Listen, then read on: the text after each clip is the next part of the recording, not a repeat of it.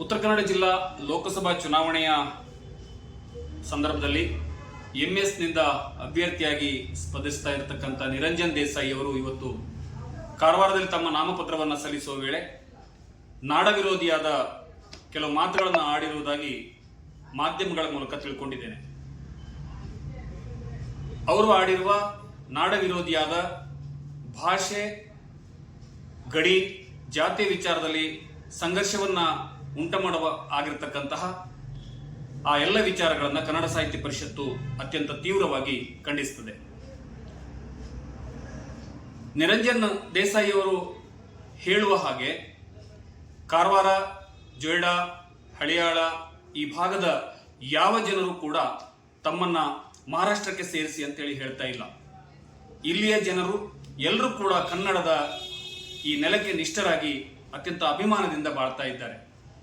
ಇಂತಹ ಸಂದರ್ಭದಲ್ಲಿ, ಚುನಾವಣೆಯ ಸಂದರ್ಭದಲ್ಲಿ, ಅದರಲ್ಲೂ ನಾಮಪತ್ರ ಸಲ್ಲಿಸುವ ವೇಳೆ ಈ ರೀತಿ ಭಾವನಾತ್ಮಕವಾದ ಸಂಗತಿಗಳನ್ನು ತಂದು ಜನರಲ್ಲಿ ಗೊಂದಲವನ್ನು ಮೂಡಿಸುವುದು ಇದು ಸರಿಯಾದ ರೀತಿ ಅಲ್ಲ. ಅಷ್ಟಕ್ಕೂ ಕೂಡ ಚುನಾವಣಾ ನೀತಿ ಸಂಹಿತೆಯಲ್ಲಿ ಜಾತಿ, ಧರ್ಮ, ಭಾಷೆ, ಗಡಿ ಈ ಭಾವನಾತ್ಮಕವಾದ ವಿಚಾರಗಳನ್ನ ಉಲ್ಲೇಖಿಸಬಾರದು, ಬಹಿರಂಗವಾಗಿ ಹೇಳಬಾರದು ಅನ್ನುವ ಚುನಾವಣಾ ನೀತಿ ಇದೆ. ಹಾಗಿದ್ದಾಗ್ಯೂ ಕೂಡ ಚುನಾವಣಾ ಅಭ್ಯರ್ಥಿಯಾಗಿ ಈ ತರದ ಮಾತುಗಳನ್ನು ಆಡಿರುವುದು ಬಹುತೇಕ ಚುನಾವಣಾ ನೀತಿಗೆ ವಿರುದ್ಧವಾದದ್ದು. ಈ ಕಾರಣಕ್ಕಾಗಿ ಚುನಾವಣಾ ಆಯೋಗ ಈ ಬಗ್ಗೆ ಅತ್ಯಂತ ಗಂಭೀರವಾಗಿ ಪರಿಗಣಿಸಬೇಕು ಒಂದು ಕಡೆ.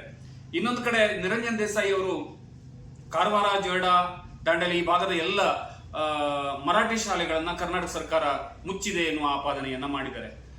ನನಗೆ ತಿಳಿದಿರುವ ಹಾಗೆ, ನಾವು ತಿಳ್ಕೊಂಡಿರುವ ಹಾಗೆ, ಈ ಭಾಗದಲ್ಲಿರುವಂತಹ ಮರಾಠಿ ಶಾಲೆಗಳಲ್ಲಿ ವಿದ್ಯಾರ್ಥಿಗಳ ಸಂಖ್ಯೆಯ ಕೊರತೆಯಿಂದಾಗಿ ಆ ಶಾಲೆಗಳನ್ನ ಮುಚ್ಚಲಾಗಿದೆ. ನಮಗೆಲ್ಲ ಗೊತ್ತು, ಕನ್ನಡ ಶಾಲೆಯಲ್ಲೂ ಕೂಡ ವಿದ್ಯಾರ್ಥಿಗಳ ಸಂಖ್ಯೆ ಕಡಿಮೆ ಇದ್ರೆ ಆ ಶಾಲೆಗಳನ್ನ ಸದ್ಯಕ್ಕೆ ಬಂದ್ ಮಾಡ್ತಾ ಇದ್ದಾರೆ.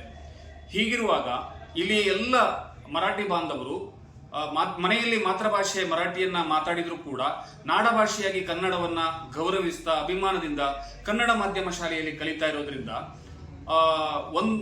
ಇಲ್ಲಿಯ ಮಕ್ಕಳುಗಳು, ಮರಾಠಿ ಭಾಷೆಯ ಮಕ್ಕಳುಗಳು ಆ ಮಾಧ್ಯಮದಲ್ಲಿ ಓದುವುದು ಕಡಿಮೆ ಆಗಿರೋದು ಒಂದು ಕಡೆ ಆದ್ರೆ, ಇನ್ನೊಂದು ಕಡೆ ಮರಾಠಿ ಭಾಷೆಯಲ್ಲಿ ಪ್ರಾಥಮಿಕ ಶಾಲೆಯಲ್ಲಿ ಓದಿದಂತ ವಿದ್ಯಾರ್ಥಿಗಳಿಗೆ ಪ್ರೌಢಶಾಲೆ ಮತ್ತು ಕಾಲೇಜುಗಳಿಗೆ ಹೋಗ್ಲಿಕ್ಕೆ ಒಂದಿಷ್ಟು ಶೈಕ್ಷಣಿಕ ಸಮಸ್ಯೆ ಆಗ್ತಿತ್ತು.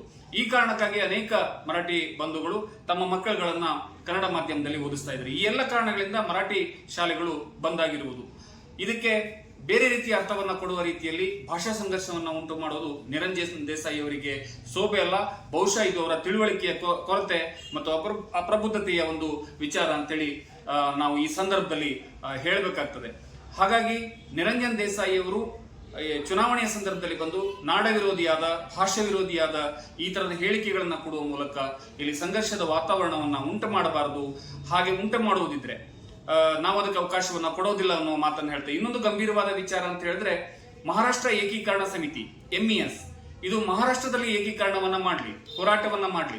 ಮಹಾರಾಷ್ಟ್ರ ಏಕೀಕರಣ ಸಮಿತಿಗೆ ಕರ್ನಾಟಕದಲ್ಲಿ ಏನು ಕೆಲಸ ಅನ್ನುವಂತ ಪ್ರಶ್ನೆ ಬರ್ತದೆ. ಹಾಗಾಗಿ ಮಹಾರಾಷ್ಟ್ರ ಏಕೀಕರಣ ಸಮಿತಿ ಪದೇ ಪದೇ ಅದು ಬೆಳಗಾವಿಯಲ್ಲಿರ್ಬಹುದು, ಬೇರೆ ಬೇರೆ ಪ್ರದೇಶಗಳಲ್ಲಿ ಅನಗತ್ಯವಾಗಿ ಭಾಷೆಯ ವಿಚಾರದಲ್ಲಿ, ನಾಡಿನ ವಿಚಾರದಲ್ಲಿ, ನುಡಿಯ ವಿಚಾರದಲ್ಲಿ, ಗಡಿಯ ವಿಚಾರದಲ್ಲಿ ಗೊಂದಲವನ್ನ ಮಾಡ್ತಾ ಇರೋದ್ರಿಂದ ಆ ಮಹಾರಾಷ್ಟ್ರ ಏಕೀಕರಣ ಸಮಿತಿಯನ್ನ ಕರ್ನಾಟಕ ರಾಜ್ಯದಲ್ಲಿ ನಿಷೇಧಿಸಬೇಕು ಅನ್ನುವ ಜೊತೆಗೆ ಈ ಸಂಘಟನೆಯಿಂದ ಅವರ ಜೊತೆಗಿರುವ ಕಾರ್ಯಕರ್ತರ ಬಗ್ಗೆ ಒಂದಿಷ್ಟು ಹದ್ದಿನ ಕಣ್ಣುಗಳನ್ನು ಇಡಬೇಕು. ಅದರ ಜೊತೆಗೆ ಮಹಾರಾಷ್ಟ್ರ ಏಕೀಕರಣ ಸಮಿತಿಯಲ್ಲಿ ಏಕೀಕರಣ ಸಮಿತಿ ಅಭ್ಯರ್ಥಿಯಾಗಿ ನಾಮಪತ್ರ ಸಲ್ಲಿಸುತ್ತಾ ಇರುವಂತಹ ಸಂದರ್ಭದಲ್ಲಿಯೇ ಭಾಷಾ ಸಂಘರ್ಷದ, ಗಡಿ ಸಂಘರ್ಷದ ಮಾತನ್ನ ಆಡ್ತಿರ್ತಕ್ಕಂಥ ನಿರಂಜನ್ ದೇಸಾಯಿ ಅವರ ಮೇಲೂ ಕೂಡ ಕಾನೂನು ಕ್ರಮವನ್ನು ತಗೊಳ್ಬೇಕು. ಮತ್ತು ಸಾಧ್ಯ ಆದ್ರೆ ಈ ಚುನಾವಣೆಯ ಸಂದರ್ಭದಲ್ಲಿ ಭಾವನಾತ್ಮಕ ವಿಚಾರಗಳನ್ನ ಹೇಳಿದ್ರಿಂದ ಅವರ ನಾಮಪತ್ರವನ್ನು ತಿರಸ್ಕರಿಸಬೇಕು ಅಂತ ಹೇಳಿ ಕನ್ನಡ ಸಾಹಿತ್ಯ ಪರಿಷತ್ತಿನ ಅಧ್ಯಕ್ಷನಾಗಿ ನಾನು ಈ ಸಂದರ್ಭದಲ್ಲಿ ಒತ್ತಾಯವನ್ನ ಮಾಡ್ತಾ ಇದ್ದೇನೆ.